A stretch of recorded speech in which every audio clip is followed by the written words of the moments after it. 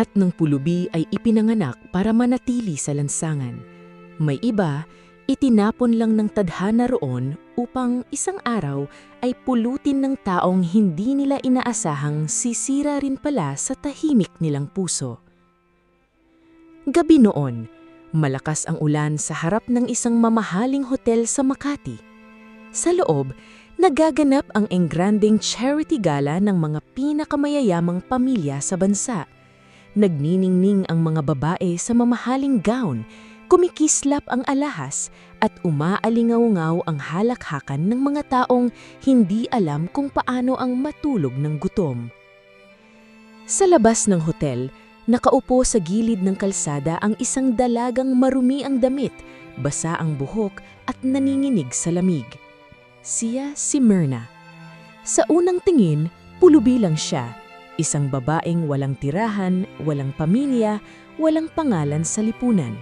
Ngunit sa ilalim ng putik sa kanyang pisngi at basang damit, naroon ang gandang kakaiba. Gandang hindi kayang itago ng kahirapan. "Umalis ka rito!" sigaw ng guard habang tinataboy siya. "Nakakasira ng imahe ng hotel." Napayuko si Myrna at mahigpit na niyakap ang maliit niyang supot.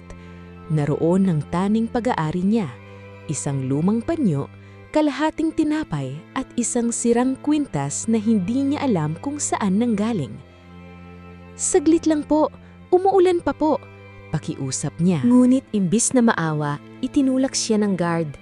Napaluhod si Myrna sa basang semento. Tumapo ng laman ng supot niya. Ang tinapay ay nalunod sa tubig ulan. Nagtawa na ng ilang bisitang palabas ng hotel. "Pulubi pero mukhang artista," sabi ng isang babae. "Baka pakanayan para makapasok sa party."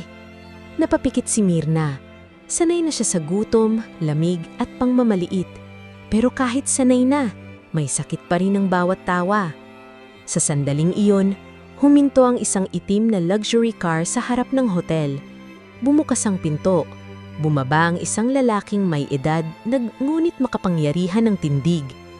Suot niya ang mamahaling suit, may pilak na buhok at mga matang sanay utusan ng mundo. Siya si Steven Villamor, biyudong bilyonaryo, kilalang malamig ang puso mula nang namatay ang kanyang asawa. Nang nakita niya si Myrna na nakaluhod sa ulan, bigla siyang natigilan. Parang huminto ang paligid, hindi dahil naaawa siya, kundi dahil sa mukha ng dalagang nasa harap niya. May kung anong tumama sa dibdib ni Steven, isang alaala, isang sugat, isang matagal nang patay na nananabik. "Sir, pulubi lang po yan," sabi ng guard. "Aalisin na po namin." Hindi kumibo si Steven. Dahan-dahan siyang lumapit kay Myrna. Ang mga tao sa paligid ay natahimik. Tumingala si Myrna. Nagtagpo ang kanilang mga mata. Sa unang pagkakataon, may taong hindi tumimin sa kanya na parang basura. "Anong pangalan mo?" tanong ni Steven. "Myrna po," mahina niyang sagot. Hinubod ni Steven ang mamahaling coat at ipinatong sa basang balikat ng dalaga. Nagulat ang lahat. "Simula ngayong gabi, hindi ka na matutulog sa kalsada." Malamig mulit buo ang boses ni Steven. Nanalaki ang mga mata ni Myrna. "Bakit po ninyo ako tutulungan?" Saglit na natahimik si Steven. Tinitigan niya ang mukha nito na tila may hinahanap. "Dahil may mga bagay na ibinabalik ng Diyos," bulong niya. "Kahit matagal na nating inilibing." Hindi naintindihan ni Myrna ang ibig niyang sabihin. Bago siya tuluyang maisakay sa kotse, isang binatang lalaki ang lumabas mula sa hotel. Matangkad, makisig, matalimang tingin, at halos kasing lamig ng ama. Si Sander Villamor. "Dad," seryoso niyang tanong, "sino siya?" Tiningnan si Steven sa anak. "Si Myrna," sagot niya. "Mula ngayon, titira siya sa mansyon natin." Napatingin si Sander kay Myrna. Hindi may awa, kundi may hinala. At habang umaandar ang kotse palayo sa hotel, hindi alam ni Myrna na ang gabing iyon ang simula ng bagong buhay niya. Hindi rin niya alam na sa bahay ng lalaking nagligtas sa kanya, doon niya matatagpuan ng lalaking wawasaki ng katahimikan ng puso niya. At mas hindi niya alam, na ang pagiging pulubi niya ay hindi aksidente, kundi isang lihim na matagal nang itinago ng pamilyang Villamor. Pagbukas ng malaking bakal na gate ng Villamor Mansion, hindi makapaniwala si Myrna sa kanyang nakikita. Sa buong buhay niya, ang pinakamalaking bahay na napagmasdan niya ay ang lumang munisipyo na minsan niyang tinulugan sa labas kapag umuulan. Pero ang mansyon ni Stephen Villamor ay tila palasyo. May malawak na hardin, marmol na hagdan, kristal na ilaw at mga katulong na nakapila na parang naghihintay sa isang reyna. Ngunit sa loob ng dibdib ni Myrna, hindi saya ang nararamdaman niya. Takot. Mahigpit niyang yakap ang coat ni Stephen na nakabalot pa rin sa basang katawan niya. Pakiramdam niya kahit isang hakbang lang ang mali niyang gawin, matutunaw siya sa hiya. "Sir Stephen?" Mahinang tawag niya habang bumababa sa kotse. "Hindi po ba kayo sigurado? Hindi po ako bagay dito." Huminto si Stephen sa harap niya. Tinitigan siya nito ng malalim. Tila hindi lamang ang itsura niya ang tinitingnan, kundi pati ang sugat na dala niya sa loob. "Walang taong ipinanganak na hindi bagay sa magandang buhay, Myrna," sabi nito. "May mga taong pinagkaitan lang." Napayuko si Myrna. Sa unang pagkakataon, may taong nagsalita sa kanya na parang may halaga siya. Ngunit bago pa siya tuluyang makapasok, narinig niyang malamig na boses ni Sander mula sa likuran. "Dad, can we talk?" Napalingon si Stephen. "Not now, Sander." "Now," madiin na sagot ni Sander. "You brought a stranger into our house, a woman you found outside a hotel. Hindi mo man lang ba iisipin ang seguridad natin?" Parang sinampal si Myrna sa sinabi nito. Hindi man siya direktang minura, ramdam niyang ibig sabihin ni Sander. Para sa binata, isang panganib siya, isang dumi na pumasok sa malinis nilang mundo. "Hindi siya panganib," matigas na sabi ni Stephen. "Paano mo nalaman? Dahil maganda siya? Dahil naawa ka?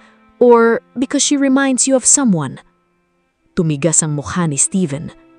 Napansin yun ni Myrna. May tinamaan si Sander. May lihim sa likod ng pagtulong ni Stephen sa kanya. "Sander," malamig na babala ng ama. Ngunit hindi umatras ang binata. Tinitigan niya si Myrna mula ulo hanggang paa. Hindi pagnanasa ang nasa mata nito, hindi awa, kundi hinala. "Magaling ang mundo ngayon, Dad. Maraming marunong umarte na kawawa." Napakapit si Myrna sa sariling mga daliri. Gusto niyang sabihin na hindi siya manluloko, na hindi niya ginusto na mapunta rito. Pero wala siyang lakas magsalita. Sanay siyang husgahan, sanay siyang hindi pakinggan. "Enough," utos ni Stephen. Mula na yun, guest ko siya, at walang sino man sa bahay na ito ang hahamak sa kanya. Tahimik na napalunok ang mga katulong. Kahit si Sander ay hindi na nagsalita, pero hindi nawala ang talim ng tingin nito. Dinala si Myrna sa isang malaking silid. Sa loob, may malambot na kama, sariling banyo, aparador na puno ng bagong damit, at salamin na halos kasing laki ng pinto. Napatigil siya sa gitna ng kwarto. "Dito po ako matutulog?" tanong niya, halos pabulong. Tumanggo ang matandang katiwala na si Manang Sally. "Oo, iha. Ipinahanda ito ni Don Stephen para sa'yo." Nang maiwan siyang mag-isa, dahan-dahan siyang lumapit sa salamin. Doon niya nakita ang sarili. Basang buhok, putik sa pingi, gutay-gutay na damit. Sa likod niya naroon ang marangyang kwarto na tila hindi para sa kanya.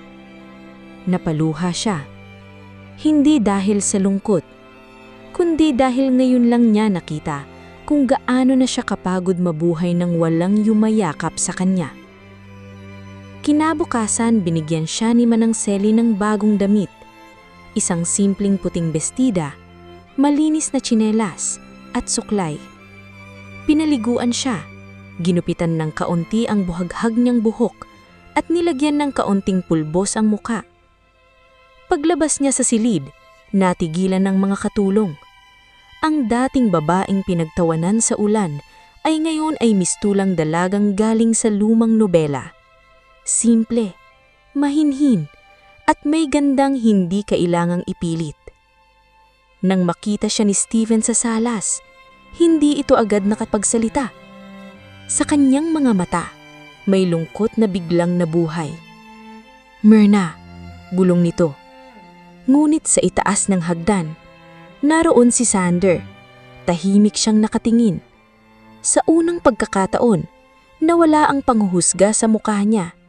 Napalitan yun ng gulat. Saglit lang, agad niyang ibinalik ang lamig sa kanyang mata at bumaba ng hagdan. "Magandang damit," sabi niya. "Ang bilis mong magmukhang Villamor." Nasaktan si Myrna pero pinilit niyang ngumiti. "Hindi po ako nagpapanggap," sagot niya ng mahina. "Sinusubukan lang pong hindi mapahiya ang tumulong sa akin." Natigilan si Sander sa sagot niya. Sa unang pagkakataon, hindi siya nakahanap ng panlalait. At habang nakatingin si Steven kay Myrna na parang bumalik ang isang alaala mula sa patay, hindi napansin ng dalaga ang unang pader sa puso ni Sander ay bahagyang nagkaroon ng bitak. Ngunit sa gabing yon, habang natutulog si Myrna, may isang babae namang dumating sa mansyon, si Victoria Almonte, kapatid ng yumaong asawa ni Steven. At nang makita niya si Myrna sa salas, naninginig niyang nasabi, "Hindi maaari! Bakit nabuhay si Elena?" Hindi nakatulog ng maayos si Myrna ng gabing iyon. Hindi dahil sa lambot ng kama, hindi dahil sa lamig ng aircon, at hindi rin dahil sa lawak ng silid na tila isang pangarap na biglang ibinigay sa kanya. Hindi siya makatulog dahil sa mga matang tumititig sa kanya mula sa itaas ng hagdan. Ang malamig, mapanghusga at mapanganib na mga mata ni Sander Villamor. Parang kahit malayo ito, ramdam ni Myrna na binabantayan siya. Kinabukasan, maaga siyang gumising. Hindi siya sanay na may naghahanda ng pagkain para sa kanya, kaya bago pa man pumasok si Manang Shelly sa silid, inayos na niya ang kama, tinupi ang kumot at nagwalis ng sahig gamit ang maliit na brush na nakita niya sa banyo. Pagpasok ni Manang Shelly, napailing ito. "Naku iha, hindi mo na kailangan gawin yan. Bisita ka rito." Napahinto si Myrna. "Pasensya na po, sanay lang po ako na kapag may tinuluyan ako, kailangan may kapalit." Naawa ang matandang katiwala. "Wala ka na sa kalsada, Myrna." Nangiting malungkot ang dalaga. "Pero parang hindi pa rin po ako bagay dito." Bumaba siya sa dining hall na suot ang simpleng bestida. Doon niya nadatnan si Steven na nagkakape, habang si Sander naman ay nakaupo sa kabilang dulo ng mahabang mesa. Kahit mag-ama sila, tila may malamig na pader sa pagitan nila. "Myrna?" bati ni Steven. "Halika, sabayan mo kami." Nag-alangan ng dalaga. Sa buhay niya, hindi pa siya nakakaupo sa ganoong kahabang mesa. Dahan-dahan siyang umupo sa bakanting silya. Maingat na parang anumang kilos niya ay maaaring makabasag ng kristal. Inabot ng maid ang plato niya. Maraming pagkain. Tinapay, prutas, itlog, juice. Napalunok si Myrna. Ilang araw siyang halos tira-tirang pagkain lang ang kinakain.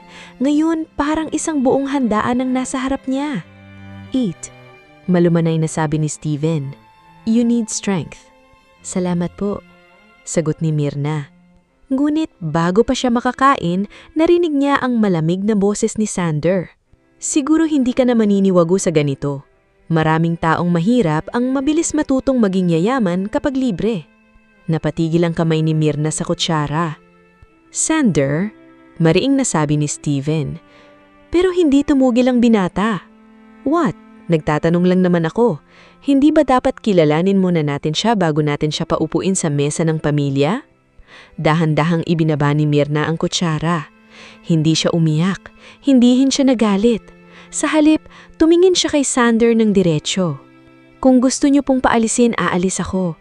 Pero wag niyo po akong tawaging manloloko. Hindi ko po hiningi ito. Kahit kailan hindi ako nangarap pumasok sa bahay ninyo para kumuha ng kahit ano." Natahimik ang buong dining hall. Maging si Sander ay natigilan. May kakaiba sa boses ni Myrna. Hindi ito palaban, pero may dignidad. Hindi ito matapang sa paraan ng mga mayayaman, pero matatag sa paraan ng mga taong maraming beses nang nadapa at bumangon mag-isa. Tumayo si Myrna. Pasensya na po, Don Steven. Hindi po ako sanay kumain habang may taong nasasaktan sa presensya ko. Aalis na sana siya nang biglang magsalita si Steven. Umupo ka, Myrna. Huminto siya. Mula ngayon, bahagi ka ng bahay na ito, dagdag ni Steven. At walang sinuman, kahit anak ko, ang may karapatang iparamdam sa'yo na basura ka.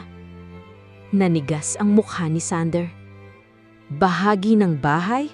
Dad, 2 araw mo pa lang siyang kilala.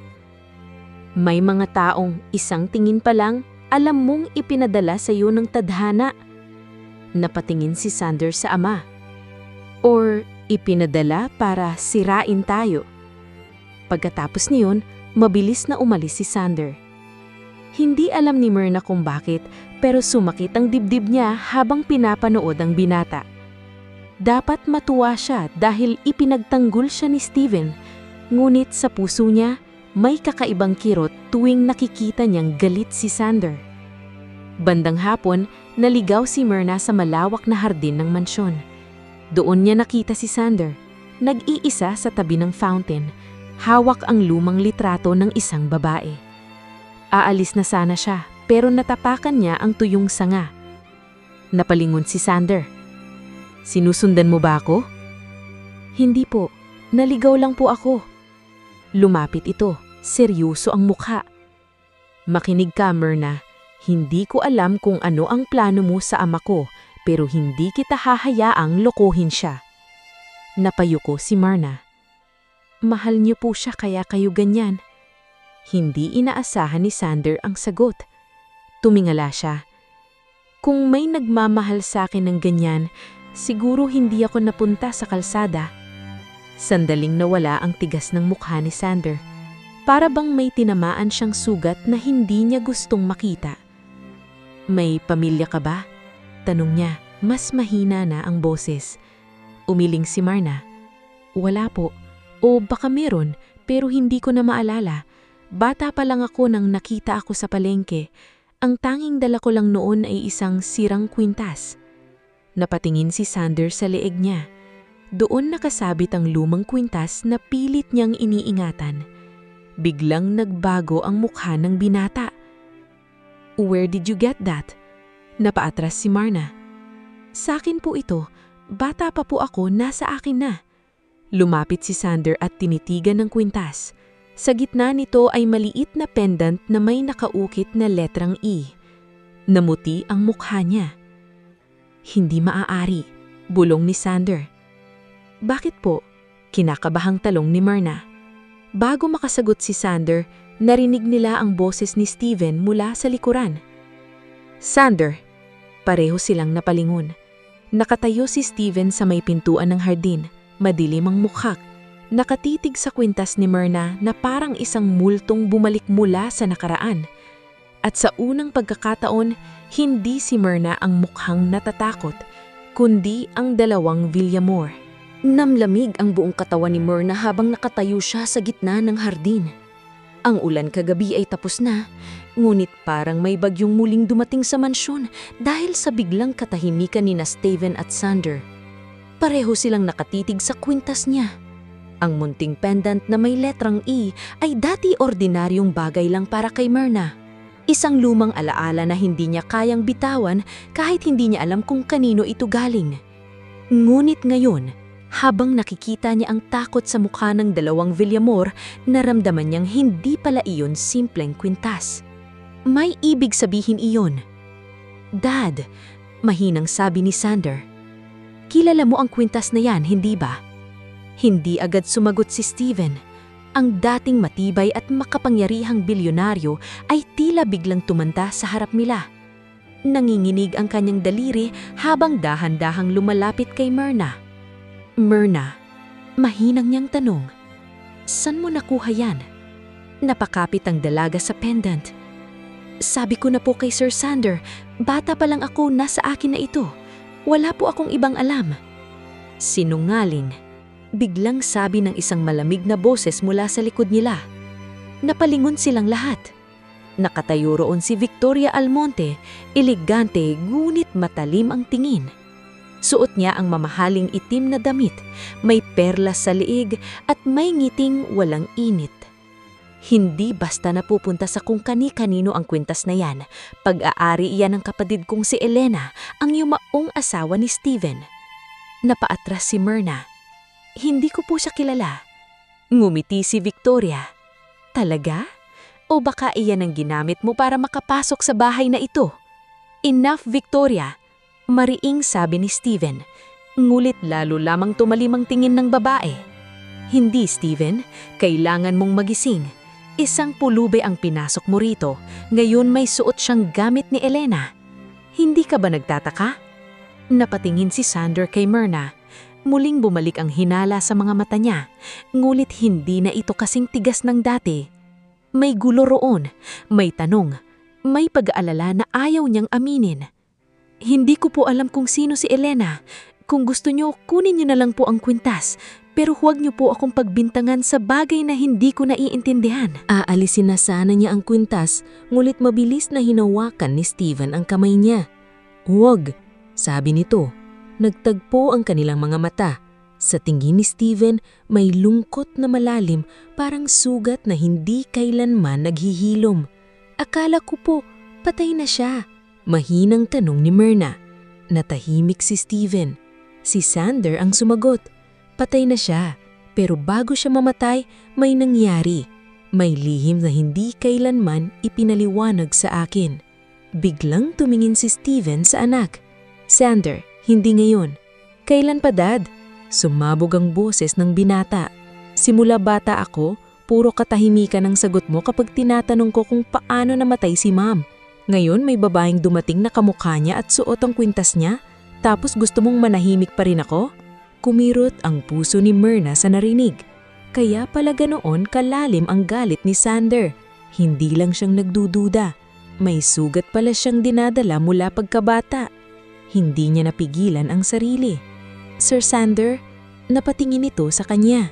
Hindi ko po alam ang sagot, pero hindi po ako kalaban ninyo.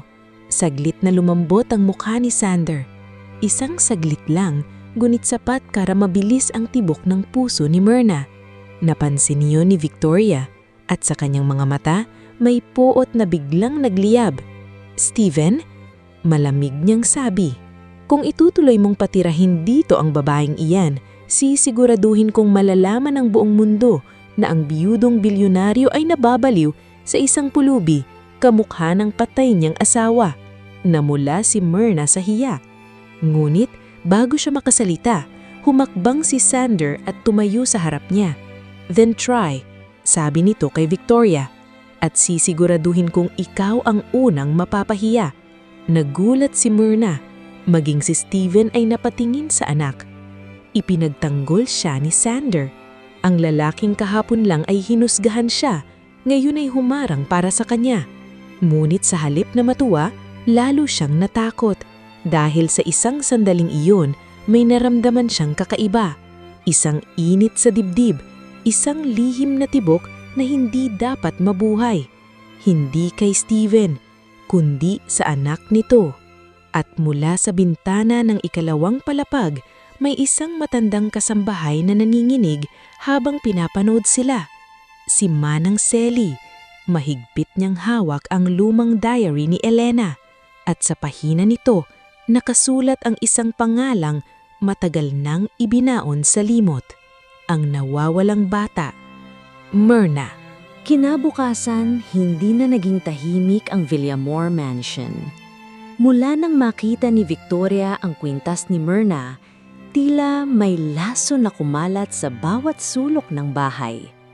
Ang mga kasambahay na dating nahihiyang tumingin sa kanya ay nagsimula ng magbulungan. Kapag dumadaan si Myrna sa pasilyo, naririnig niya ang mahihinang usapan.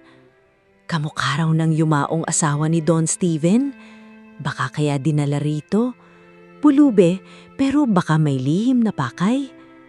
Hindi man siya direktang sinasaktan, ramdam ni Myrna ang bawat salitang tumutusok sa puso niya. Minsan, mas masakit pala ang bulong kaysa sigaw. Habang nag-aalmusal, napansin ni Steven ang pananahimik niya. "Myrna," malumanay niyang tawag. "May pupuntahan tayo ngayong gabi." Napatingin siya. "Saan po?" "Charity gala ng Villamor Foundation. Gusto kong sumama ka." Napahinto si Sander sa pag-inom ng kape. "Dad, hindi magandang idea yan." "Bakit?" tanong ni Steven. "Dahil maraming tao roon, maraming kamera. Hindi pa handa si Myrna sa ganoong mundo." Bahagyang napatingin si Myrna kay Sander. Sa unang pagkakataon, hindi niya naramdaman ang panghuhusga sa boses nito. Parang pag-aalala. Ngunit ngumiti si Victoria na nakaupo sa kabilang dulo ng mesa. "O baka naman ikaw ang hindi handa, Sander? Baka natatakot kang makita ng lahat kung gaano kaganda ang bagong alaga ng ama mo." Tumalim ang tingin ni Sander. "Tita Victoria." "Bakit?" Nakangingising sabi nito. "Hindi ba totoo? Isang pulubi na biglang binihisan ng mamahaling damit? Napakagandang kwento para sa mga tsismosa." Napayuko si Myrna. Ngunit hinawakan ni Steven ang kamay niya sa ibabaw ng mesa. "Tonight, you will not hide," sabi ni Steven. "Ipapakita ko sa kanila na hindi kahihiyan ng pinagmulan mo." Gusto sanang tumanggi si Myrna, pero nang makita niya ang determinasyon sa mga mata ni Steven, tumanggo na lang siya. Pagsapit ng gabi, ay nayusan siya ni Manang Selly. Isinuot sa kanya ang isang kulay perlas na gown. Simple, ngunit napakaganda. Inipit ng maayos ang kanyang buhok, nilagyan ng bahagyang kulay ang kanyang labi, at nang humarap siya sa salamin, halos hindi niya nakilala ang sarili. "Hindi na ako mukhang pulubi," bulong niya. Ngumiti si Manang Selly, ngunit may lungkot sa mga mata. "Hindi ka naman talaga pulubi, iha. May mga taong ninanakaw lang ng pagkatao." Napatingin si Myrna sa kanya. "Ano po ang ibig ninyong sabihin?" Bago makasagot ang matanda, kumatok si Steven. Nang makita niya si Myrna, natigilan siya. Parang may multong bumangon sa kanyang alaala. "Elena." Halos hindi niya namalayang bulong. Nanigas si Myrna. Hindi niya pangalan iyon. At sa likuran ni Steven, nakita niya si Sander. Nakasuot ito ng itim na suit, matikas at seryoso. Ngunit ang tingin nito ay hindi katulad ng sa ama. Hindi ito tumingin kay Myrna na parang anino ng nakaraan. Tumingin ito sa kanya na parang siya mismo ang nakikita. "Myrna," sabi ni Sander, mababa ang boses. "Maganda ka." Isang simpleng salita lang, pero para kay Myrna, parang tumigil ang mundo. Sa gala, hindi nawala ang mga matang sumusunod sa kanya. Lahat ay nagtatanong kung sino ang babaeng kasama ni Steven Villamor. May humanga, may nagtaka, may nanghusga. Hanggang sa lumapit ang isang mayamang babae, si Mrs. Aguirre. "Steven!" Nakangiting bati nito. "So this is the girl. Ang sabi nila, kinuha mo raw sa kalye?" Namula si Myrna sa hiya. Tumawa ang babae. "Amazing! From basahan to ball gown. Parang pelikula." May ilang bisita na natawa. Gusto ni Myrna na maglaho. Ngunit bago pa makapagsalita si Steven, humakbang si Sander at tumayo sa tabi niya. "Mrs. Aguirre?" Malamig niyang sabi. Mas kahanga-hanga pa rin ang babaeng galing sa kalye pero may puso, kaysa sa babaeng galing sa alta syudad pero walang respeto. Natahimik ang paligid. Nanlaki ang mata ng babae. Sander. Ang pangalan niya ay Myrna. At kung hindi niyo siya kayang igalang, huwag niyo siyang kausapin. Hindi makapaniwala si Myrna. Muli, ipinagtanggol siya ng lalaking dati unang humusga sa kanya. Habang nakatitig siya kay Sander, may kakaibang init na gumapang sa dibdib niya. Bawal, mali, mapanganib. Dahil sa kabilang banda, nakatingin si Steven sa kanila. At sa mga mata ng biyudong bilyonaryo, may nagsisimulang mabuo. Hindi lang paghanga kay Myrna, kundi pag-aangkin. Nang matapos ang gabi, tahimik silang umuwi. Ngunit pagdating sa mansyon, sinalubong sila ni Victoria hawak ng isang lumang sobre. "Steven," sabi niya, nanginginig ng galit. "May nakita ako sa mga lumang papeles ni Elena." Inihagis niya ang sobre sa mesa. Lumabas roon ng isang lumang birth certificate. Nakasulat doon ang pangalan, Myrna Elena Almonte. At sa ilalim ng pangalan ng ina, Elena Almonte Villamor. Parang tumigil ang hangin sa loob ng Villamor Mansion. Nasa ibabaw ng mesa ang lumang birth certificate.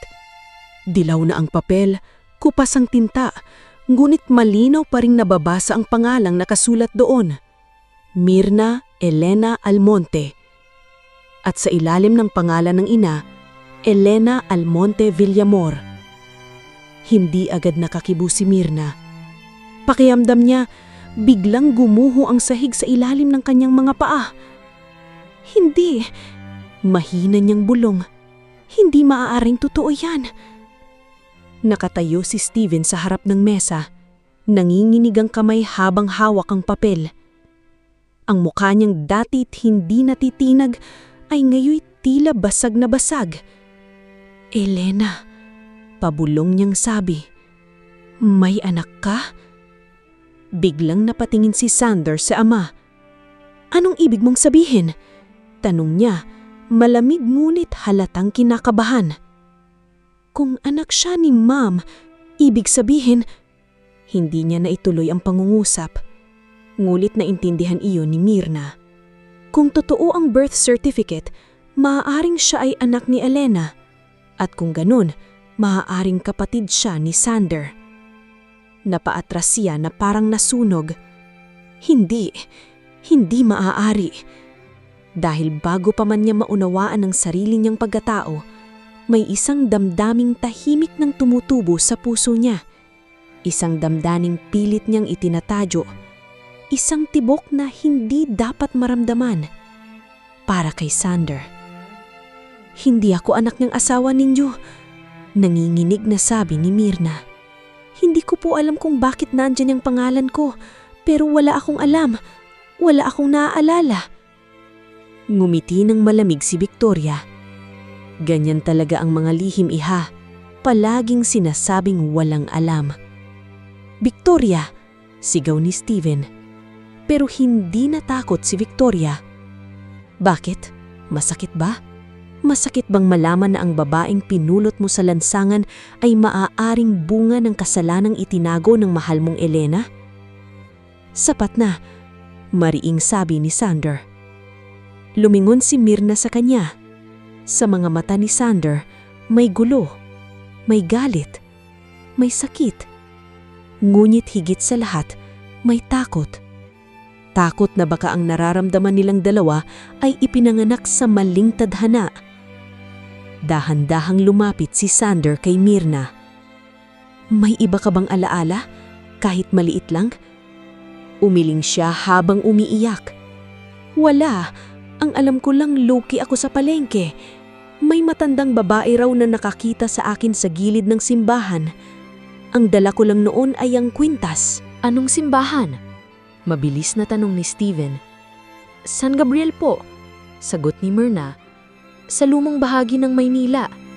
Biglang namutla si Manang Selly na tahimik na nakatayo sa gilid. Napansin niyon ni Sander. "Manang," tawag niya. "May alam ka?" Napakapit ang matanda sa sariling kamay. "Wala po, Sir Sander." "Don't lie to me." Napayuko si Manang Selly, nanginimig. "May mga bagay po na pinangako kong hindi nabubuksan." Lumapit si Steven. "Selly, kung may alam ka tungkol kay Elena at sa batang ito, sabihin mo ngayon." Napaluha ang matanda. "Hindi ko po kayang sabihin dito. Hindi habang nandito si Doña Victoria." Tumalim ang mata ni Victoria. Anong ibig mong sabihin? Hindi sumagot si Manang Selly. Sa halip, tumingin siya kay Myrna na puno ng awa. Iha, mahina niyang sabi, hindi aksidente ang pagdating mo sa mansyong na ito. Matagal ka nang hinahanap. Nanlaki ang mga mata ni Myrna. Hinahanap? Ulit niya. Tumanggo si Manang Selly. Pero hindi ni Don Steven. Biglang nanikip ang dibdib ni Myrna. Kung hindi po siya, sino? Hindi agad sumagot ang matanda. Tumingin muna siya kay Sander, saka kay Steven. Ang taong naghahanap sa iyo, bulong niya, ay ang tunay na dahilan kung bakit namatay si Doña Elena. Nabalot ng katahimikan ng buong silid. Sa sandaling iyon, hinawakan ni Sander ang kamay ni Myrna. Hindi niya alam kung bakit, pero ginawa niya. Marahil para pakalmahin ito. Marahil para pakalmahin ang sarili niya. Mainit ang kamay ni Sander, matatag, maprotekta. At kahit puno ng takot si Myrna, isang bawal na tibok ang muling sumiklab sa puso niya. Ngunit agad niyang binawi ang kamay. Hindi pwede, bulong niya. Napatingin si Sander sa kanya. Ang alin? Hindi siya nakasagot. Dahil paano niya sasabihin na ang mas kinatatakutan niya na yun ay hindi ang lihim ng kanyang pagkatao, kundi ang katotohanang kahit maaaring bawal, unti-unti na niyang minamahal ang anak ng lalaking nagligtas sa kanya. Hindi na muling naging payapa ang Villamor Mansion matapos lumabas ang pangalan ni Myrna Elena Almonte sa lumang birth certificate. Kinabukasan, parang naging mas malalim ang katahimikan ng bahay. Ang mga dating bulungan ng mga kasambahay ay napalitan ng pag-iwas ng tingin. Ang bawat yabag ni Myrna sa marmol na sahig ay tila may kasunod na tanong. Sino ba talaga siya? Anak ba siya ni Elena? Kapatid ba siya ni Sander? O isa lamang siyang babaeng itinapon sa kalye dahil may lihim na kailangang ibaon?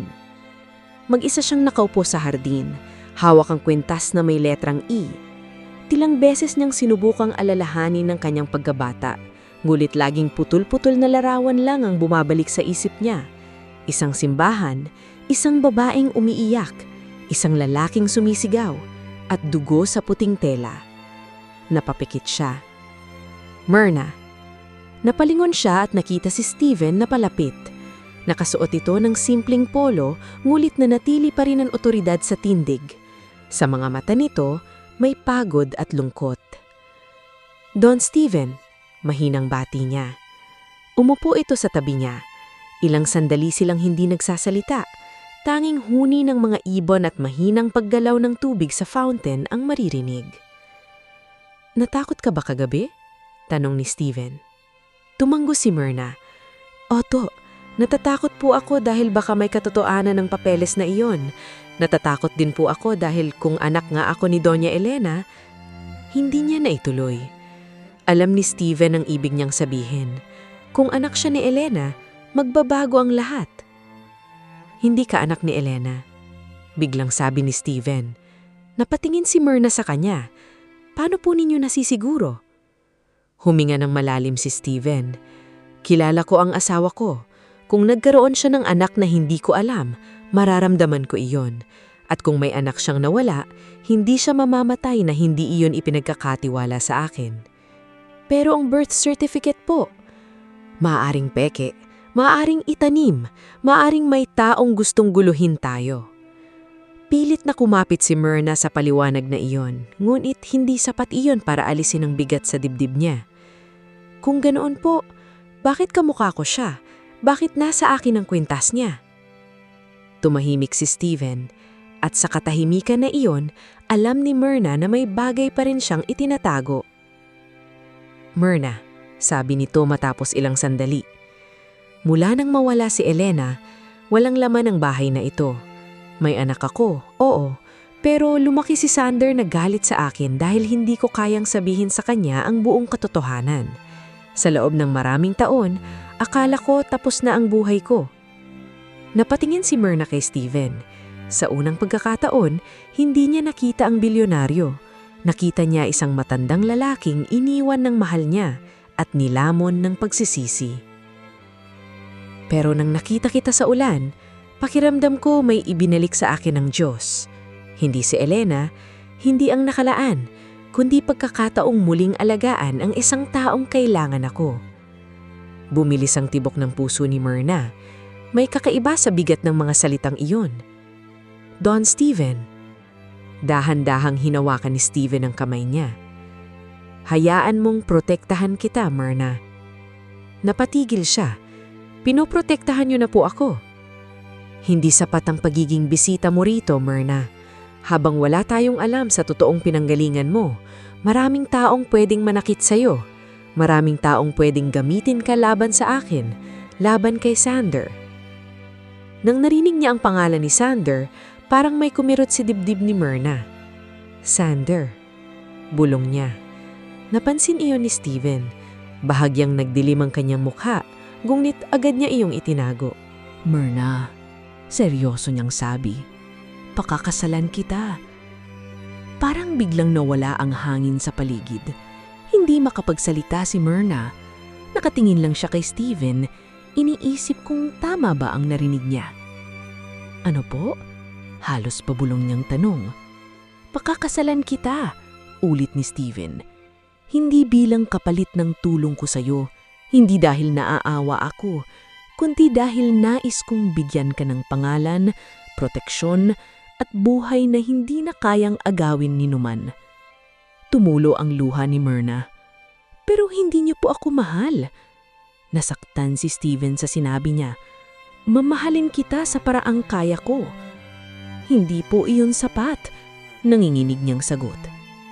Minsan, Myrna, malungkot na sabi ni Steven, ang sapat ay hindi pag-ibig. Minsan ang sapat ay seguridad. Hindi niya alam kung paano sasagot. Utang niya kay Steven ang lahat. Ang bahay, ang damit, ang pagkain, ang unang pagkakataong tinawag siyang tao. Ngunit paano niya ibibigay ang puso kung lihim na ibinigay na niya ito sa iba? Sa sandaling iyon, dumating si Sander sa hardin. Huminto ito nang makita ang kamay ng ama na nakahawak sa kamay ni Myrna. What's going on? Tanong niya, malamig ang boses. Bumitaw si Myrna, ngunit huli na. Tumayo si Steven at humarap sa anak. I asked Myrna to marry me. Namuti ang mukha ni Sander. Si Myrna naman ay halos hindi makahinga. Tumitig si Sander sa kanya. Hindi galit ang unang nakita niya sa mga mata nito. Sakit. Matinding sakit. At ikaw, tanong ni Sander kay Myrna, ano ang sagot mo? Hindi makasagot ang dalaga. Dahil sa likod ni Sander, nakita niya si Victoria sa may pintuan ng mansyon, nakangiti na parang nagtagumpay. At sa kamay nito, hawak ang isa pang dokumento. Isang DNA request form na may pangalan ni Myrna at Sander. Nanatiling nakatayo si Sander sa gitna ng hardin, tila hindi makapaniwala sa narinig mula sa sariling ama. I asked Myrna to marry me. Paulit-ulit na umalingaw-ngaw ang salitang iyon sa isip ni Myrna. Pakiramdam niya, ang buong mundo ay biglang sumikip. Nasa harap niya si Steven, ang lalaking nagligtas sa kanya mula sa lansangan, nagbigay ng pagkain, damit, tahanan at pangalan. Ngunit nasa harap din niya si Sander, ang lalaking unang humusga sa kanya, ngunit siya ring unang humarang nang yurakan siya ng ibang tao. 2 Villamor, isang utang na loob, isang bawal na tibok ng puso. At ikaw? Tanong ni Sander halos pabulhong ngunit may talim sa bawat salita. Hindi siya makatingin ng diretso sa binata dahil kapag tumingin siya, baka makita nito ang sagot na pilit niyang itinatago. Myrna needs time. Sagot ni Steven para sa kanya. Tumawang ng pait si Sander. Time o pressure? Tumigas ang mukha ni Steven. Careful, Sander. No, Dad. Ikaw ang mag-ingat. Humakbang si Sander palapit.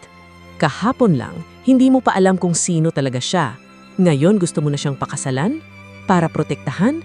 O para itali sa iyo bago mo pa malaman kung ano ang nararamdaman niya? Parang sinaksak sa dibdib si Myrna sa sinabi ni Sander. dahil iyon ang katotohanan. Hindi siya tinanong kung ano ang gusto niya. Lahat sa buhay niya bigla na lang nangyari. Itinapon sa lansangan, pinulot sa ulan, binihisan, ipinakilala, pinagdudahan at ngayon inaalok mang kasal. Hindi ko siya pinipilit, mariin sabi ni Steven. Talaga? Sagot ni Sander. Tingnan mo siya, Dad. Takot siya. Napatingin si Steven kay Myrna. Doon niya nakita ang luha sa mga mata ng dalaga. Myrna, lumambot ang boses nito. Natatakot ka ba sa akin? Mabilis na umiling si Myrna. Hindi po, natatakot po ako sa sarili ko. Napakunot ang noo ni Steven. Anong ibig mong sabihin? Bago pa makasagot si Myrna, biglang lumapit si Victoria mula sa pintuan ng mansyon. Hawak pa rin ito ang DNA request form. Ang drama naman ninyong lahat, pero bago kayo mag-away tungkol sa kasal, baka gusto muna ninyong malaman kung pwedeng ikasal ang dalabang iyan sa kahit sino sa inyo. Nanigas si Sander. Anong ibig mong sabihin? Itinaas ni Victoria ang papel. Nag-request ako ng DNA test. Kung si Myrna ay anak ni Elena, maaaring kapatid mo yan, Sander. Parang may malamig na tubig na ibinuhos sa buong katawan ni Myrna. Hindi siya makahinga. Tumitig si Sander sa kanya. Ilang sandali lang, ngunit sa sandaling iyon, kapwa nila naramdaman ang lagim ng posibilidad. Kung totoo iyon, ang nararamdaman nila ay hindi lang bawal. Mali, hindi pa napapatunayanan, mariing sabi ni Steven. Pero hindi rin napapasinungalingan, sagot ni Victoria. Kaya bago ka magpakamartir, Steven, at bago ka magpakaprinsipe, Sander, alamin muna natin kung sino talaga ang babaeng ito. Hindi na kinaya ni Myrna. Tumakbo siya papasok ng mansyon at dumiretso sa kwarto. Doon, isinara niya ang pinto at napaupo sa sahig habang umiiyak. Hindi niya ginustong manggulo. Hindi niya ginustong mahalin si Sander. At lalong hindi niya ginustong masaktan si Steven. Maya-maya may kumatok. Myrna, boses iyon ni Sander. Hindi siya sumagot. Please, open the door. Dahan-dahan niyang binuksan ang pinto. Nakatayo si Sander sa labas. Puno ng sakit ang mga mata. Sabihin mo lang sa akin. Mahina niyang sabi. Kung hindi ako Villamor, kung hindi siya ang ama ko, may puwang ba ako sa puso mo? Tumulo ang luha ni Myrna. Sander, huwag! Answer me. Napapikit siya. Meron. Parang nabasag ang mukha ni Sander sa sakit at pag-asa. Pero hindi pwede. Dagdag niya. Kahit ano pang sabihin ng puso ko, may utang ako sa ama mo. Siyang nagligtas sa akin. Siyang nagbigay sa akin ng buhay. Hindi utang na ulo ang kasal, Myrna. Pero minsan, ang taong walang-wala, iyon lang ang kayang ibayad. Nang gabing iyon, sa harap ni Steven, habang si Sander ay tahimik na nakatayo sa gilid, ibinigay ni Myrna ang sagot. Opo, mahina niyang sabi. Papakasalan po ako sa inyo. Napapikit si Sander na parang siya ang nasugatan. Ngunit walang nakapansin na sa likod ng pinto, nakangiti si Victoria. Dahil sa wakas, nagsimula na ang plano niyang paghiwa-hiwalayin ang dalawang pusong hindi pa man nagsisimula ay ipinagbabawal na. Mula nang pumayag si Myrna na pakasalan si Steven, naging mas tahimik ang Villamor Mansion. Hindi na siya hinahamak ng mga kasambahay, ngunit mas masakit ang bago nilang tingin. Awa, parang isang babaheng isinuko ang sariling puso para lamang mabayaran ng utang na loob. Sa bawat paghahanda para sa kasal, pakiramdam ni Myrna ay unti-unti siyang ikinukulong sa isang magandang hawla. Sinusukatan siya ng mamahaling gown, pinipili ang alahas na isusuot, at tinuturuan kung paano ngumiti sa harap ng mga kamera. Ngunit sa tuwing napapatingin siya sa salamin, hindi niya nakikita ang isang magiging asawa ng bilyonaryo. Nakikita niya ang pulubing takot pa ring mawalan ng tahanan. Isang hapon, habang abala ang buong mansyon sa mga paghahanda, nagpasya si Myrna na maglakad-lakad sa lumang bahagi ng bahay. May isang pakpak ng mansyon na bihirang puntahan ng mga tao. Doon daw dating nakatira si Elena, ang yumaong asawa ni Steven. Ayaw sana niyang pumasok, ngulit may kakaibang hatak ang lugar. parang may tinig na humihila sa kanya. Dahan-dahan niyang binuksan ang pinto ng isang lumang silid. Maalikabok ang loob. May mga puting telang nakatakip sa muebles, lumang piano sa gilid, at mga kahon na nakasalansan sa tabi ng bintana. Lumapit si Myrna sa isang kahon at binuksan iyon. Naroon ang ilang lumang larawan, sulat, at panyo na may burdang letrang E. Nanginginig ang kamay niyang kinuha ang isang larawan. Sa larawan, naroon si Elena, maganda, elegante, at nakangiti. Ngunit hindi iyon ang dahilan kung bakit halos tumigil ang puso ni Myrna. Sa tabi ni Elena ay isang batang babae. Isang batang may suot na parehong kwintas na suot ni Myrna. Napaupo siya sa sahig. Hindi, bulong niya. Ako ba to? Tinignan niya ang likod ng larawan. May nakasulat doon na lumang tinta. Para sa batang iniligtas ni Elena, huwag hayaang mahanap siya ni V. Namlamig ang buo niyang katawan. Iniligtas? Hindi anak? Kung gayon, maaaring hindi siya anak ni Elena. Maaaring hindi kapatid ni Sander. Ngunit, sino si V? At bakit kailangang itago siya? Habang nakatitig siya sa litrato, biglang bumukas ang pinto. Si Sander. Myrna? Gulat nitong tanong. Anong ginagawa mo rito? Hindi siya agad nakapagsalita. Iniabot niya ang larawan sa binata. Kinuha iyon ni Sander at nang mabasa ang nakasulat sa likod, nagbago ang mukha niya. Hindi ka anak ni Ma'am. Mahina niyang sabi. Tumulo ang luha ni Myrna. Kung hindi, sino ako? Hindi sumagot si Sander. Sa halip, lumuhod siya sa harap niya. Sa unang pagkakataon mula nang pumayag siyang pakasalan si Steven, hinawakan nito ang kanyang kamay. Myrna, bulong niya. Kung hindi tayo magkadugo, ibig sabihin hindi mali ang nararamdaman ko. Napatingin siya rito. Pero mali pa rin, Sander. Ikakasal ako sa ama mo. Kasal na hindi mo gusto. Utang na loob na hindi ko kayang takasan. Napapikit si Sander. Hindi ako papayag na maging kabayaran ka sa kabutihan ng ama ko. Sander, please. Sabihin mo lang na hindi mo ako mahal at titigil ako.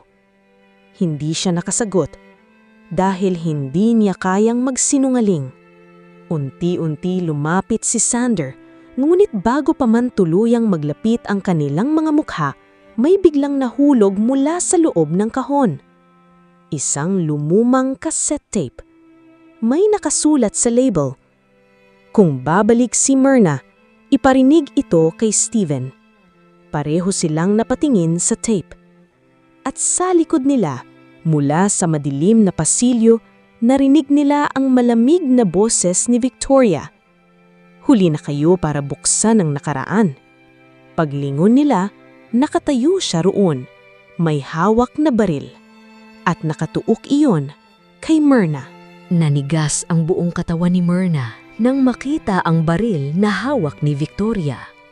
Ang kaninang tahimik na silid ni Elena ay biglang naging parang kulungan ng manalihim na ayaw magpahuli sa liwanag. Sander! Nanginginig na bulong ni Myrna. Agad na humakbang si Sander sa harap niya. Tita Victoria, ibaba mo yan! Ngumiti ng malamig si Victoria. Matagal ko nang ibinaba ang awa ko, Sander. Noong araw pa lang na pinili ng kapatid kong si Elena na sirain ang lahat para sa batang pulubing ito. Hindi ako pulubi noon. Hindi ba? May alam ka kung sino ako? Tumingin si Victoria sa kanya na punong-puno ng puot. Oo, at dapat noon ka pa nawala ng tuluyan. Parang may yelong bumalot sa puso ni Myrna. Hinawakan ni Sander ang cassette tape na nalaglag mula sa kahon. Ano ang laman nito? Katotohanang hindi na dapat marinig ni Numan. Sagot ni Victoria. Ibigay mo sa akin. Hindi. Anak ka talaga ng ama mo. Singhal nito. Parehong matigas ang ulo. Biglang bumukas ang pinto. Pumasok si Steven, kasunod si Manang Selly. Pareho silang natigilan nang makita ang baril. "Victoria!" sigaw ni Steven. "Ano ang ginagawa mo?" Tumawa si Victoria, ngunit may luha sa gilid ng kanyang mga mata. "Tinatapos ko ang dapat kong tinapos noon pa. Ang batang iyan ang dahilan kung bakit namatay si Elena." "Hindi!" iyak ni Manang Selly. "Hindi si Myrna ang dahilan. Ikaw!" Napalingon ang lahat sa matandang katiwala. Nanginginig si Manang Selly habang lumapit sa lumang player sa ibabaw ng mesa. Kinuha niya ang cassette tape sa kamay ni Sander at ipinasok ito. "Selly, huwag!" sigaw ni Victoria. Ngulit pinindot na ng matanda ang play. Sumingaw ang mahinang ingay ng lumang tape. Pagkatapos, narinig nila ang boses ng isang babae. Mahina, pagod, ngulit malinaw. Boses ni Elena. "Steven, kung naririnig mo ito, ibig sabihin bumalik na si Myrna. Patawarin mo ko kung itinago ko siya sa'yo. Hindi ko siya anak, ngulit dugo siya ng pamilyang winasak ni Victoria." Napaatras si Myrna. Nagpatuloy ang tape. Si Myrna ay anak ng dating kasambahay ng mga Almonte, si Lilia. Nabuntis siya ng ama namin ni Victoria. Nang namatay ang aming ama, natuklasan naming may karapatan si Myrna sa kalahati ng minana namin. Pinilit ni Victoria na burahin siya sa mundo. Inagaw niya ang bata, iniwan sa simbahan at pinagbintangan akong nagtaksil. Namutla si Steven. "Elena, pinrotektahan ko si Myrna dahil inosente siya. Pero nalaman ni Victoria, kung may mangyari sa akin, hanapin mo ang bata. Hanapin mo si Myrna Elena. Siya ang tunay na tagapagmana ng mga Almonte." Nabitawan ni Myrna ang litrato. Tagapagmana, bulong niya. Nanginginig si Victoria sa galit. Sinungaling siya, wala na siya pero sinisira pa rin niya ako. Humakbang si Steven palapit. "Ikaw ang dahilan ng kamatayan ni Elena?" Saglit na natahimik si Victoria. Pagkatapos ay nungumi siya ng basag. "Wala akong ginawa sa kanya," sabi niya. "Pero hindi ko rin siya sinagip." Napuno ng sakit ang mukha ni Steven. Mabilis na sinunggaban ni Victoria si Myrna at itinutok ang baril sa tagiliran nito. Napasigaw si Sander. "Bitawan mo siya," sigaw niya. "Hindi," sabi ni Victoria. "Kung hindi mapapasa akin ang kayamanang dapat sa akin, walang makikinabang." Umiyak si Myrna, ngunit sa unang pagkakataon, hindi dahil sa takot lamang.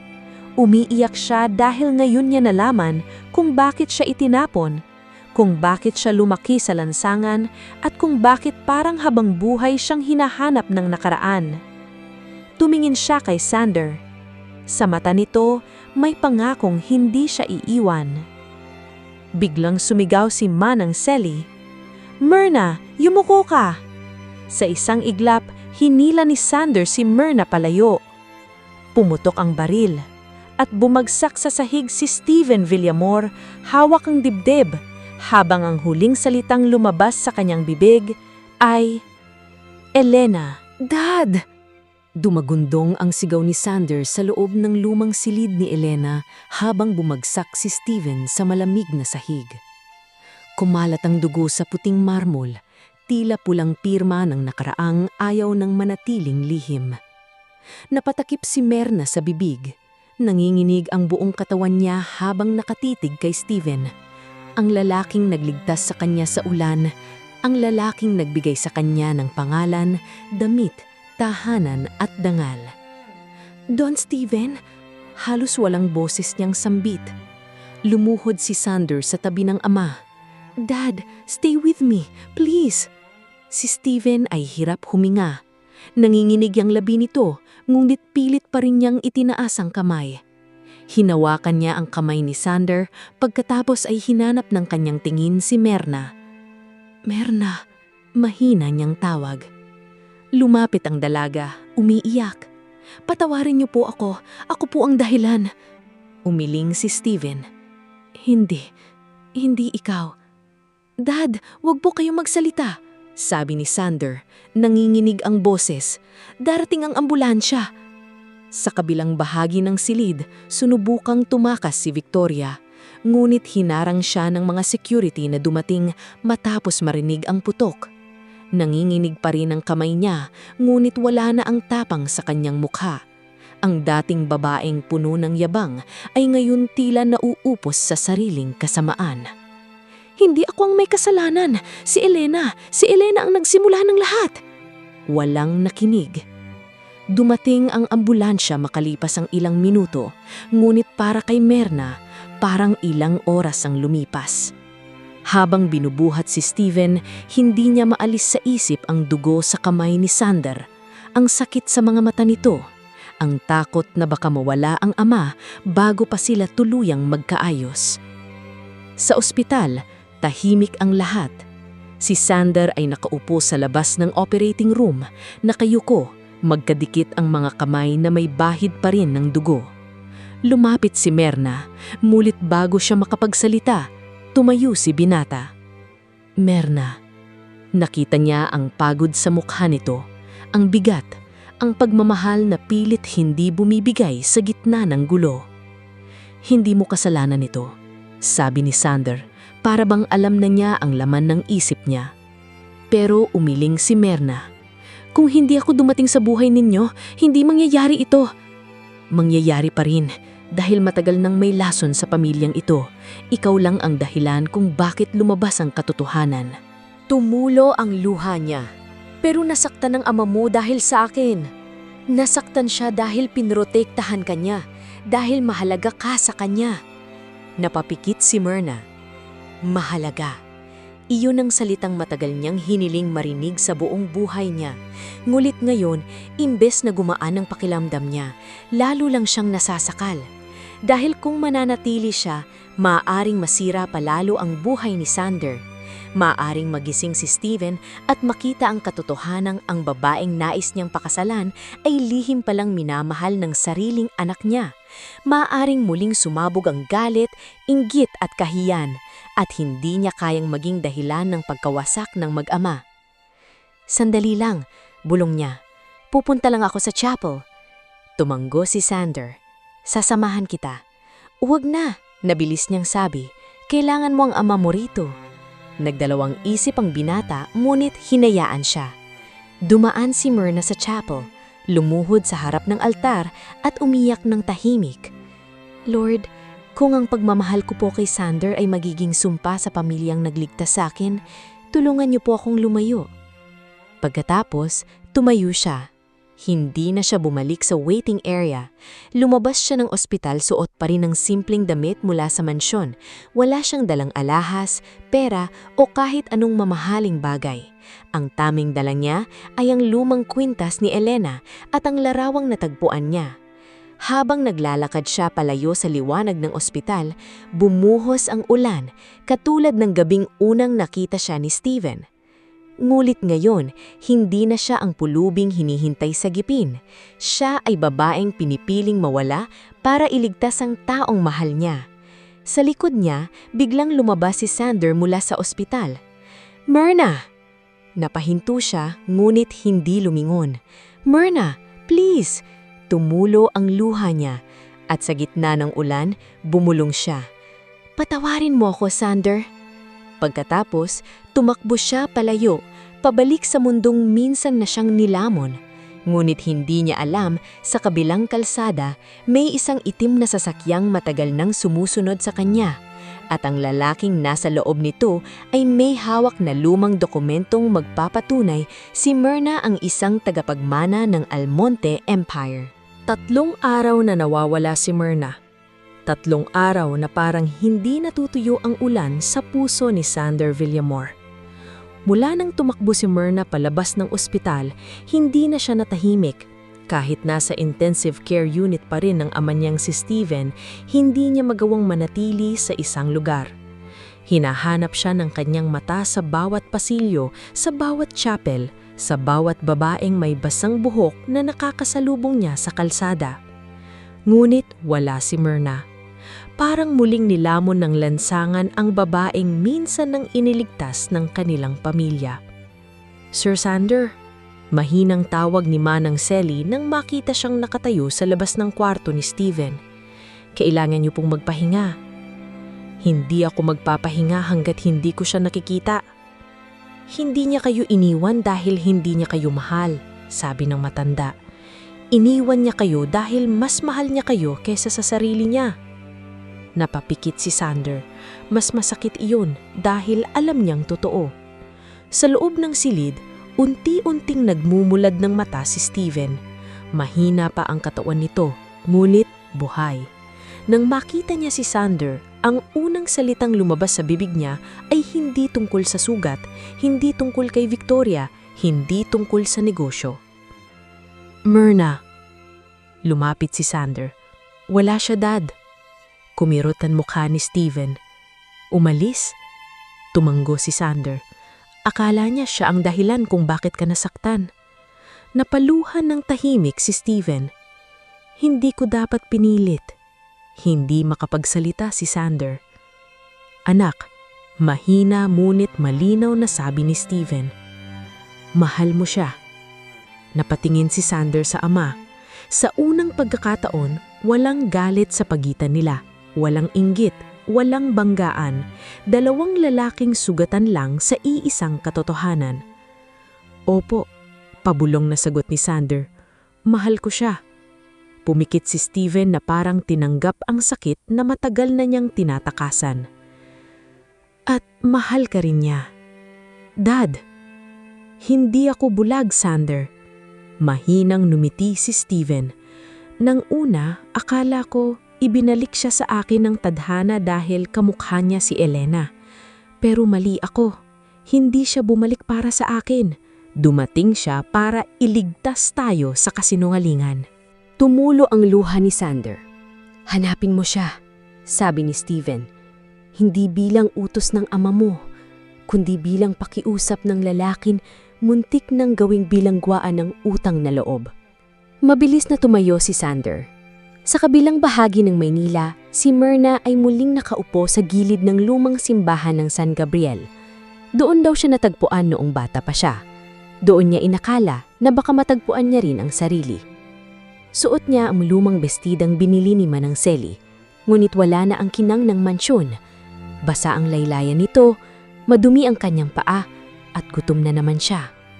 Ngunit hindi na siya katulad ng dati. Ngayon, alam niyang may pangalan siya, may pinagmulan, may karapatan sa buhay na ninakaw sa kanya. "Miss Myrna Elena Almonte?" Napalingon siya. Isang lalaking nakaabogado ang nakatayo sa harap niya. May hawak itong payong at itim na folder. "Sino po kayo?" "Ako si Attorney Damian Reyes," sagot nito. "Ako ang dating abogado ng yumaong si Doña Elena Villamor. Matagal ko kayong hinanap." Napaatras si Myrna. "Ayoko na pong bumalik sa gulo." "Hindi gulo ang dala ko. Katotohanan." Binuksan nito ang folder. Naroon ng mga lumang dokumento, retrato at legal papers. Nanginginig ang kamay ni Myrna nang mabasa niya ang pangalan niya sa bawat pahina. Myrna Elena Almonte, sole surviving heir. "Hindi po ako mayaman," pabulong niyang sabi. "Hindi pa," sagot ng abogado. "Dahil may mga taong sadyang tinanggal ang pangalan ninyo. Pero legal nga kayo, ang tagapagmana ng Almonte Estate." Napatakip si Myrna sa bibig. "May isa pa kayong dapat malaman," dagdag ng abogado. "Bago namatay si Doña Elena, iniwan niya sa akin ng isang sulat. Sinabi niyang kapag nahanap ko kayo, sabihin ko ito. Huwag ninyong kamuhian si Steven, hindi niya alam ang ginawa sa inyo." Tumulo ang luha ni Myrna. At bago pa siya makasagot, may pamilyar na boses mula sa likuran. "Myrna!" Dahan-dahan siyang lumingon. Naroon si Sander, basang-basa sa ulan, hingal, puno ng luha ang mga mata. Ilang hakbang lang ang pagitan nila. "Myrna, pwede mo akong itaboy, pwede mo akong saktan, pero hindi na kita hahayaang mawala ulit ng mag-isa. Nanginginig ang labi niya. Sander, hindi ako pwedeng bumalik. Hindi kita pinapabalik sa mansyon. Pinapabalik kita sa akin. Napaluha si Myrna. Ngumit, bago pa sila tuluyang maglapit, bumukas ang pinto ng itim na sasakyang kanina pang nakaparada sa kabilang kalsada. Lumabas mula roon ang isang matandang lalaki na may tungkod, matalimang tingin at pamilyarang apelyido sa bibig ng abogado. Hindi siya sasama sa iyo, Villamor, dahil si Myrna ay Almonte. At mula mayon, ako ang magpapasya sa buhay niya. Nanigas si Myrna nang marinig ang tinig ng matandang lalaking lumabas mula sa itim na sasakyan. Ang kanyang buhok ay purong puti, ngunit ang tindig ay matikas pa rin. Nakahawak ito sa isang tungkod na may gintong hawakan at sa bawat hakbang niya ay tila pati ulan ay natatakot bumagsak ng malakas. Don Augusto Almonte, pabulong na sabi ni Attorney Damian Reyes. Napatingin si Myrna sa abogado. Kilala niyo po siya? Tumanggo ito, seryoso ang mukha. Siya ang nakakatandang kapatid ng ama ni Doña Elena at Doña Victoria. Siya ang matagal nang namamahala sa natitirang yaman ng Almonte. Lumapit si Don Augusto kay Myrna at tinitigan siya mula ulo hanggang paa. Walang lambing sa mga mata nito, walang tuwa, parang ari-arian ang kanyang tinitignan, hindi isang nawawalang kamag-anak. Ikaw pala ang batang itinago ni Ewena, malamig nitong sabi. Napasimangot si Sander. Huwag niyo siyang kausapin ng ganyan. Bumaling ang matanda sa kanya. At ikaw, anak ka ng Stephen Villamor, ang pamilyang naging dahilan kung bakit nagkawatak-watak ang mga Almonte. Hindi kami ang nagtapon sa kanya sa kalye, hindi kami ang nagnakaw ng buhay niya. Hindi rin kayo ang may karapatang angkinin siya. Sagot ni Don Augusto. Napagitna si Myrna sa dalawang lalaking parehong gustong magpasya para sa kanya. Sa isang tabi, si Sander, ang lalaking minamahal niya. Sa kabilang tabi, si Don Augusto, ang dugo raw ng kanyang tunay na pamilya.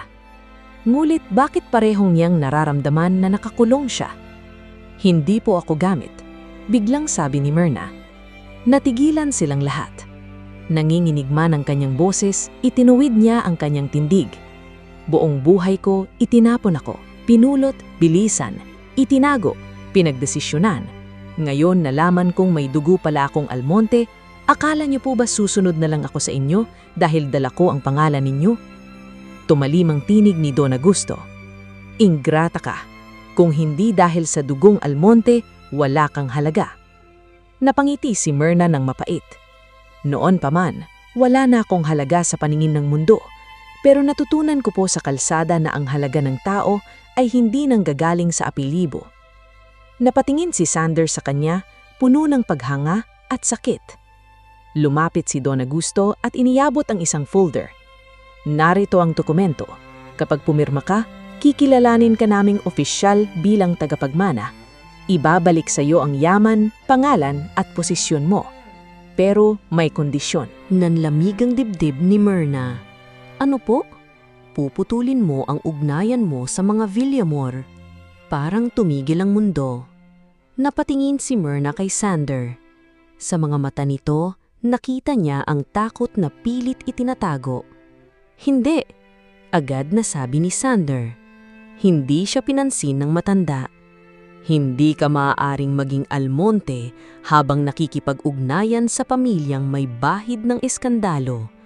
At lalo kang hindi maaaring mahalin ang anak ng lalaking muntik ng pakasalan ka. Tumulo ang luha ni Myrna. Totoo, masakit pakinggan. Pero totoo, ang pagmamahal nila ni Sander ay parang bulaklak na tumubo sa gitna ng apoy. Maganda, ngunit anumang oras ay maaaring masunog. Lumapit si Sander sa kanya. Myrna, huwag kang pumirma dahil sa takot. Huwag mo ring tanggihan ng pangalan mo dahil sa akin. Piliin mo ang sarili mo. Kahit masaktan ako, gusto kong maging malaya ka. Mas lalo siyang napaiyak. Dahil iyon ang kaibahan ni Sander sa lahat, hindi siya inaangkin, pinalalaya siya. Dahan-dahang kinuha ni Myrna ang folder. Tinignan niya ang papeles, ang pangalan, ang yaman, ang buhay na minsang ninakaw sa kanya. Pagkatapos, pinunit niya ang pahina ng kondisyon. Nanlaki ang mata ni Don Augusto. "Anong ginagawa mo?" "Tatanggatin ko ang pangalan ko," matatag na sabi ni Myrna. "Pero hindi ko ipagpapalit ang puso ko." Hinawakan ni Sander ang kamay niya. Sa unang pagkakataon, hindi niya ito binawi. Ngulit bago pa sila tuluyang makahinga, tumunog ang cellphone ni Attorney Reyes. Nang sagutin niya iyon, namutla ang mukha niya. Pagkababa ng tawag, tumingin siya kay Myrna. "Si Victoria," sabi niya. Nakatakas siya sa custody. Napahigpit ni Sander ang hawak ni Myrna sa kamay. At mula sa malayo, sa tapat ng simbahan, isang babaeng nakasuot ng itim ang tahimik na nakamasid sa kanila. Si Victoria. At sa kanyang bulsa, may hawak siyang maliit na bote ng lason. Nang kumalat ang balitang nakatakas si Victoria, muling bumalik ang takot sa paligid ni Myrna. Sa labas ng simbahan ng San Gabriel, mahigpit na hinawakan ni Sander ang kamay niya. "Hindi ka na mawawala sa paningin ko," mariin niyang sabi. Ngunit si Myrna ay hindi lamang takot para sa sarili. Takot siya para kay Sander. Takot siya para kay Steven na sugatan pa rin sa ospital. Takot siya dahil alam niyang si Victoria ay hindi titigil hanggat hindi niya nauubos ang lahat ng taong naglalantad ng kanyang kasalanan. "Bumalik tayo sa ospital," sabi ni Myrna. "Kailangan kong makita si Don Steven." "Hindi ligtas," tutol ni Sander. "Mas hindi ligtas kung magtatago ako habang siya ang posibleng balikan ni Victoria." Walang nagawa si Sander kundi samahan siya. Pagdating nila sa ospital, tahimik ang silid ni Steven. Nakahiga ito, maputla ngunit gising. Nang makita niya si Myrna, tila nabunutan siya ng tinik. "Myrna," mahinang niyang sabi. "Akala ko, hindi na kita muling makikita." Lumapit ang dalaga at hinawakan ang kamay nito. "Patawarin niyo po ako kung tumakas ako." Umiling si Steven. "Ako ang dapat humingi ng tawad. Ginamit ko ang kabutihan bilang dahilan para itali ka sa buhay na hindi mo pinili." Napatingin si Myrna kay Sander. Tahimik itong nakatayo sa gilid, ngunit halata sa kanyang mga mata ang takot at pag-asa. "Steven," mahinang niyang sabi, "may dapat po akong aminin." Ngumiti ng malungkot ang matanda. "Hindi mo na kailangang sabihin. Alam ko." Tumulo ang luha ni Myrna. "Mahal mo ang anak ko," sabi ni Steven. Hindi siya nakasagot, pero sapat na ang katahimikan. Huminga ng malalim si Steven, tila bawat salita ay may kasamang sakit sa sugat niya. "Noong una, nasaktan ako. Hindi dahil niloko mo, kundi dahil natakot akong mawala ka. Akala ko ikaw ang kapalit ng lahat ng nawala sa akin. Si Elena, ang kapayapaan ko, ang buhay na hindi ko naibalik." "Hindi po ako kapalit ni Numan," mahinang sabi ni Myrna. Sagot ni Steven. "At ngayon ko lang iyon naintindihan. Ikaw si Myrna, hindi si Elena, hindi alaala, hindi utang na loob, hindi pag-aari ng kahit sino." Napaluha si Sander. Sa unang pagkakataon, lumapit siya sa ama nang walang galit sa puso. "Dad," tumingin si Steven sa anak, "kung may isang bagay akong pinagsisisihan, iyon ang pag-iwan sa iyo sa katahimikan. Naging ama ako sa pangalan, pero hindi sa puso." Umiling si Sander. "Hindi pa huli." Ngumiti si Steven. "Kung ganun, hayaan mong gawin ko ang unang tamang desisyon ko." Hinarap niya si Myrna. "Pinapalaya na kita sa alok kong kasal. Hindi mo kailangang bayaran ang kabutihan ko. Ang tunay na tulong ay hindi naniningil ng puso." Napahagulgol si Myrna. lumapit si Sander at niyakap ang ama. Sa mahabang panahon, ang pader sa pagitan nilang mag-ama ay tuluyang gumuho. Ngunit habang nagaganap ang tahimik na pagpapatawad sa loob ng silid, ay isang nurse ang pumasok dala ng tray ng gamot at tubig. Nakayuko ito. Mabagal ang kilos, masyadang tahimik. Napatingin si Myrna sa kamay nito. May singsing na perlas. Ang singsing ni Victoria. Nanlaki ang mga mata niya. "Sander!" sigaw niya. Mabilis na lumingon ang peking nurse. Tinanggal nito ang maskara. Si Victoria.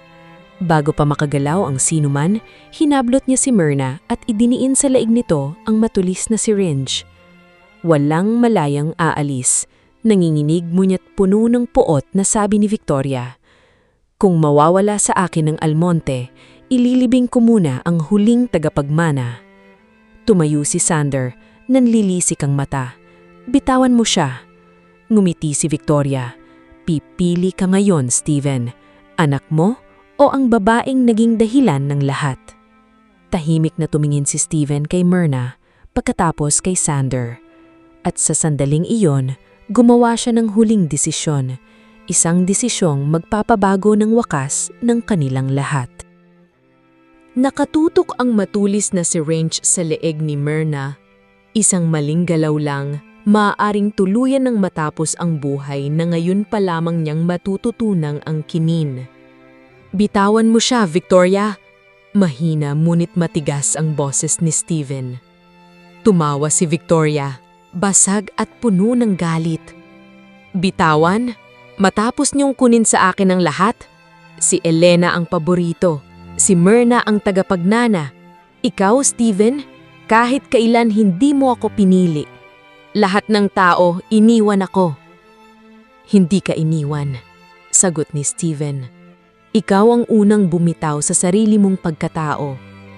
Mas diniinan ni Victoria ang syringe sa leeg ni Myrna. Napangiwirang dalaga. "Sander?"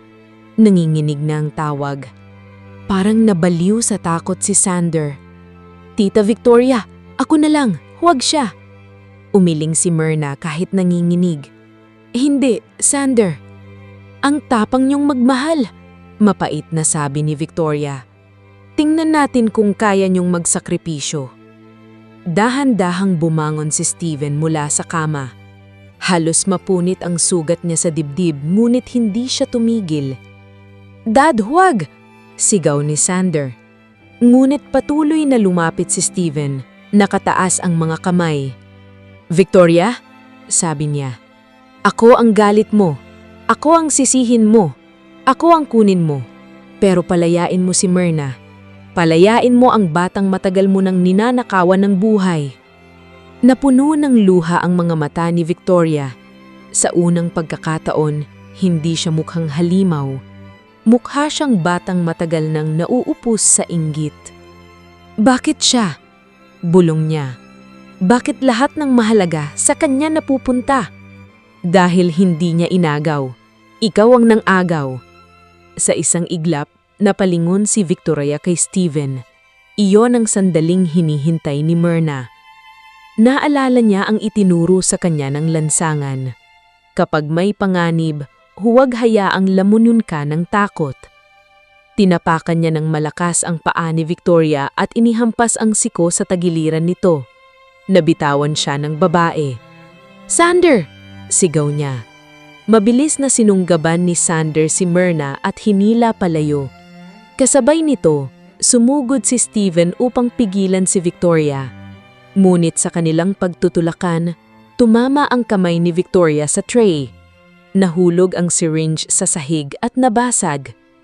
Pumasok ang mga security at pulis. Nagwala si Victoria habang pinupususan siya. "Hindi pa tapos ito. Hindi niyo ako mabubura." Lumapit si Myrna sa kanya. Luhanan ngunit matatag. "Hindi ka namin buburahin. Pero hindi ka na rin namin hahayaang burahin ang buhay ng iba." Dinala si Victoria palabas. Sa wakas, ang babaeng naging anino ng kanilang nakaraan ay tuluyan ng nawala sa silid. Ilang linggo ang lumipas. Gumaling si Steven. Ngunit hindi na siya bumalik sa dating buhay na puro kapangyarihan at kayamanan. Ipinasa niya kay Sander ang pamamahala ng Villamor Group, ngunit may isang kondisyon. Gamitin ang yaman hindi lang para lumago, kundi para tumulong sa mga taong minsang walang tinig. Samantala, tinanggap ni Myrna ang kanyang tunay na pangalan, Myrna Elena Almonte. Ngunit tumanggi siyang maging tulad ng pamilyang sinira sa kanya. Sa halip na gamitin ang mana para sa luho, itinayo niya ang Elena Shelter Foundation, isang tahanan para sa mga batang pulubi, inabandona at ninakawan ng pagkakataon.